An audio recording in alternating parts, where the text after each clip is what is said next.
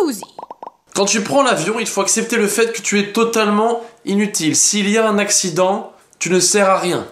Aujourd'hui, les 12h réagissent à Kemar. Ou Kemar. Quel est ton youtubeur préféré entre Norman, Natou, Cyprien et Squeezie? Alors j'hésite entre les deux premiers, Norman et Natou. Comment tu fais pour être aussi moche? Eh ben écoute, c'est un travail de longue haleine, tous les jours. FAQ classique de Kemar, on va dire. Il a trop d'imagination, c'est impressionnant. Très drôle, toujours très drôle Kemar. Tu suces, alors oui, tu suces, mais uniquement des bites. Des bites by Dre. Ou des bites d'amarrage. C'est super gênant. Ça part trop loin. Non mais en fait Kemar et Natou, je trouve que c'est comme Jimmy Labeu et Gaël Garcia. Je dis mais ils s'éclatent trop, ils peuvent être tous les deux super moches, super dégueulasses, mais ils seront quand même stylés. Il est drôle. Ouais, surtout pour une petite FAQ, c'est bien pour commencer, ça met dans l'ambiance, on essaie de connaître le mec, donc c'est bien. Je regarde pas trop Kemar en fait, donc je connais pas trop. Et bah, c'est toujours au second degré quoi, rien vraiment de sérieux. J'aime bien, c'est pas mal. Après je l'ai connu par Natou, un peu l'inverse des gens normalement. Mais c'est pas forcément celui que je regarde le plus, après c'est sympa ce qu'il fait. Toujours un peu vulgaire des fois, mais c'est ça qui fait rire, donc c'est pas mal.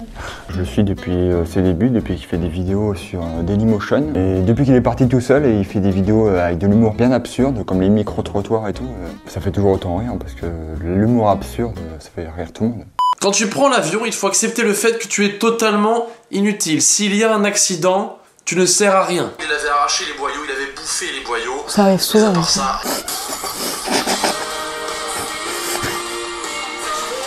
Lors d'un crash d'avion, la ceinture sauve environ 0,7 personnes sur 8 millions. Pensez-y. Miroslav Boulbosex.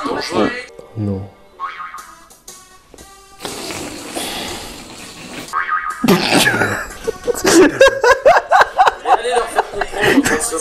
C'est ridicule. Du beauf et des conneries. Bah c'est marrant, après, bon le 11 septembre, moi je rigolerai pas avec encore, c'est un peu tôt. Les plans facecam, ils sont un peu bateaux, mais le mec, il arrive à te trouver le bon angle pour trouver la bonne blague. Ouais, si les avions ils étaient en caoutchouc, pourquoi tu vas subitement penser, ouais, on va construire les avions avec un autre matériau, ça va aller vachement mieux. Et là, le mec, il trouve une blague. Non, l'avion, il arrive doucement, tu sens qu'il va y avoir une blague de merde, que ça va être vraiment à chier. Et oui, c'était à chier, et c'est pour ça que j'ai rigolé, parce que l'humour de merde, c'est bien. Bah, ces vidéos, je la trouvais pas très drôle. En fait, j'accroche pas à leur humour à tous les deux, je trouve qu'ils en font trop. Bonjour. Bonjour. Bonjour, ravi que vous soyez là. Alors, on va faire une séance ensemble, non pas un cours, hein, parce qu'on n'est plus à l'école, bien que, voilà, on en apprend tous les jours, on est un peu à l'école de la vie. Ah si, j'ai vu celle-là. Les sketchs comme ça, c'est génial. Non, c'est la meuf de Parlons peu, parlons cul. Vous allez recevoir un appel de votre humoriste préféré, il va vous faire la meilleure blague de son répertoire.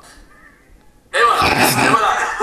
Donc avec les acteurs de Golden Moustache. 3, attention, ça En fait, c'est nous en soirée vers 3h du mat, quoi. Et c'est vraiment des vidéos de qualité, ça, c'est des vidéos plus travaillées. Ça rend un peu mal à l'aise, tu vois. C'est pas trop si on doit rigoler ou pas. C'est bizarre, je m'attendais pas à ça au début. Mais en gros c'est ça, il s'improvise moitié, je sais pas, metteur en scène ou une connerie. Un Kemar n'a aucune limite, il peut faire n'importe quoi et ça va quand même fonctionner, c'est ça qui est fou. C'est un génie, je pense. Comment il arrive à écrire un truc aussi nul, mais la mise en scène est bien. Celle-ci, je l'ai trouvée un petit peu plus drôle, notamment le fait qu'il rappelle ce qu'on faisait quand on était enfant, genre, et parle d'attraction. Il faut savoir que la lecture comporte énormément de bienfaits. Par exemple, ça permet de s'évader.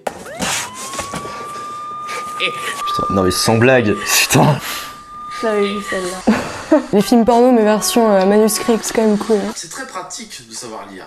Parce que le cas contraire, dans certains métiers, c'est compliqué.